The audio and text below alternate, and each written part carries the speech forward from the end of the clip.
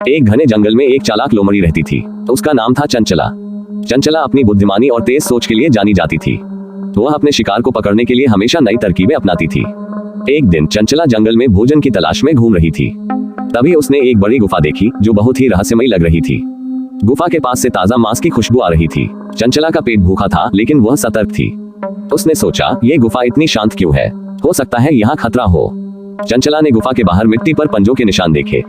उसने गौर किया कि गुफा में जाने के निशान तो है लेकिन बाहर आने के नहीं। उसकी चालाकी ने उसे आगाह किया कि अंदर कोई शिकारी हो सकता है।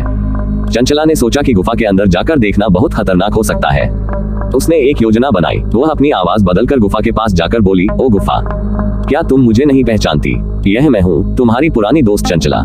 क्या तुम मुझे अंदर नहीं बुलाओगी? गुफा के अंदर से कोई आवाज नहीं आई। चंचला ने फिर जोर से कहा, अगर तुमने मुझे नहीं बुलाया तो मैं समझ जाऊंगी कि तुम में कोई खतरा है और चली जाऊंगी। गुफा के अंदर छिपा हुआ एक बड़ा शेर था जो अपने शिकार का इंतजार कर रहा था। उसने सोचा, अगर मैं चुप रहा तो ये लोमड़ी भाग जाएगी।